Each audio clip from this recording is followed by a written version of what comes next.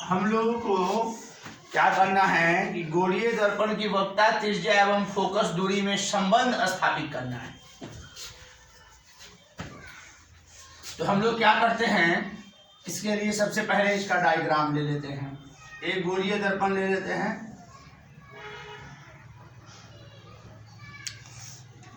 जो कि एक अवतल दर्पण है।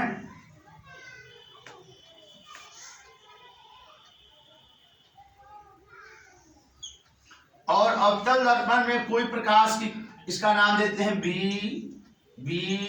डैश। बी डैश कोई अवतल दर्पण है। इसमें कोई प्रकाश की किरण आती है, यहां से आपतित प्रकाश की किरण ये है, जो परावर्तित होकर के मुख्य फोकस F से गुजरती है। C वक्रता त्रिज्या है और P प्रकाशीय केंद्र है, जो हम लोग अच्छी तरीके से क्लियर रूप में जानते हैं कि BB डैश एक अवतल दर्पण है, जिस पर प्रकाश की एक किरण, आपतित किरण आती है, जो AB किरण है, जो दर्पण से परावर्तित होकर के फोकस F से होकर गुजरती है। तो हम लोग इसी बात को लिख देते हैं।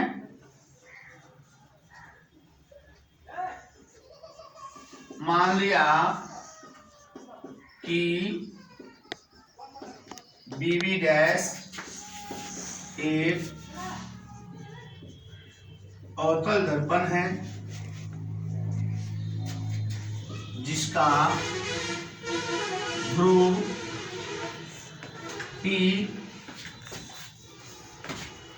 वक्रता केंद्र C तथा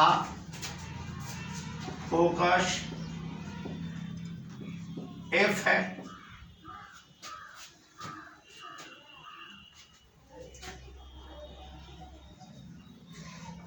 AB आपतित किरण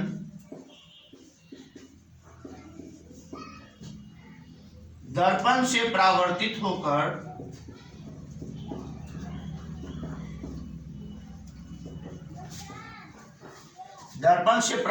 होकर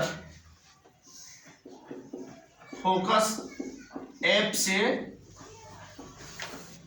गुजरती है। जो यहां देख रहे हैं उसी बात को हम लोग लिख रहे हैं, F से गुजरती है। अब हम लोग यहां देखते हैं BC को हम लोग मिला देते हैं।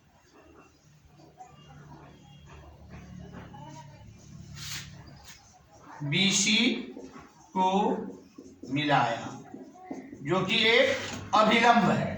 परावर्तन के नियम से हम लोग चलेंगे, परावर्तन के नियम से।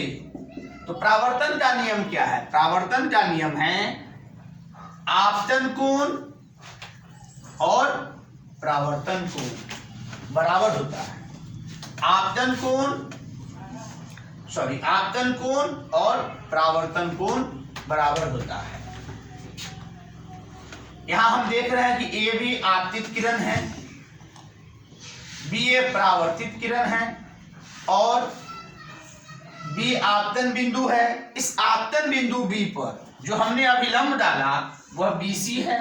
तो अभिलंब और आपतित किरण के बीच बना कोण आपतन कोण, और अभिलंब और परावर्तित किरण के बीच बना कोण परावर्तन कोण, जिसको हम sin I sin R भी लिख सकते हैं।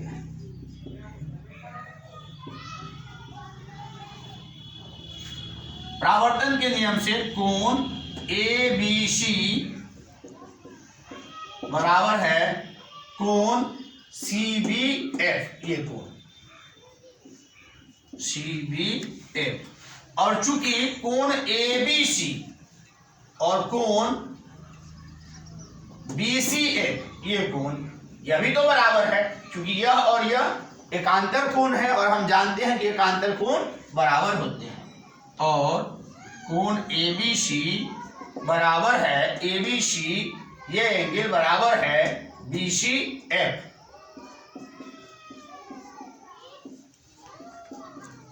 एकांतर कोण से ये परावर्तन के नियम से बराबर है और ये कांतक कोण से बराबर है।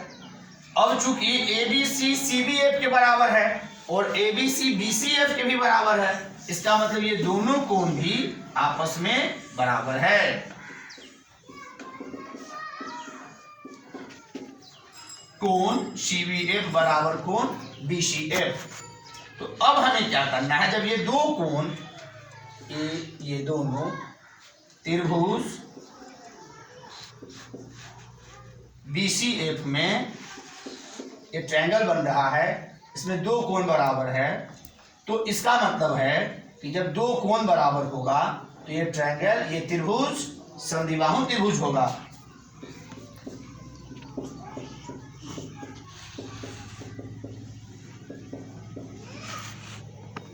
बाबा एक सेकंड रुकिए। समद्विबाहु त्रिभुज है क्योंकि इसके दोनों कोण बराबर है। जब त्रिभुज समद्विबाहु हो गया, दो कोण बराबर होने पर ये कोण और ये कोण, इसका मतलब है कि इस त्रिभुज के दो भुजाएं भी बराबर होगी। तो ये तो आपको BC सबसे बड़ी भुजा कर्ण हो जाएगी इस त्रिभुज में, तो ये तो बराबर होगी नहीं, इसका मतलब बराबर हो जाएगी CF और BF। चूंकि B P के बहुत निकट है, B यहां है, P यहां बहुत निकट है,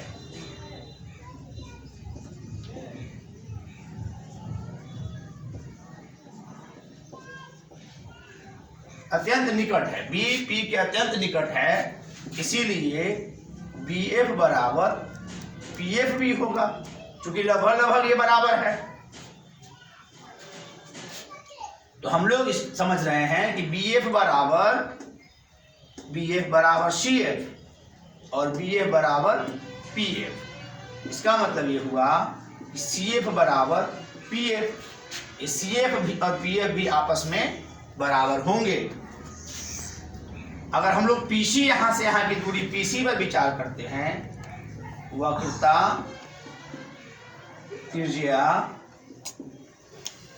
PC बराबर PC पर हम लोग विचार करें तो PC हम लोग देखते हैं P से C तक की दूरी, जिसे हम लोग सूचित करते हैं R से।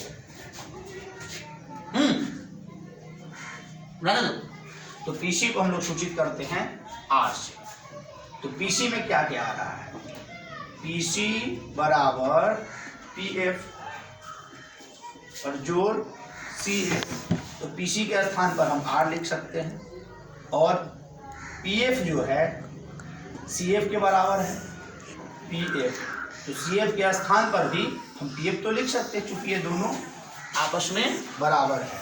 और R बराबर एक PF और एक PF, 2PF, इसीलिए R बराबर PF। तो क्या होता है, फोकस दूरी है, इसको F से भी लिख सकते हैं।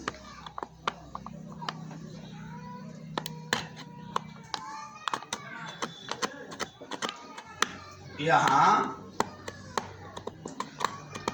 PF बराबर F। PF क्या है, फोकस दूरी है, इसीलिए PF के स्थान पर हम F दे सकते हैं। इसीलिए F बराबर हो जाएगा R/2 और हम क्रॉस मल्टीप्लाई करेंगे तो R बराबर हो जाएगा 2F। यही हमारा संबंध है जो सत्यापित हो गया। ये भौतिकी का वेरी वेरी इंपॉर्टेंट इक्वेशन है।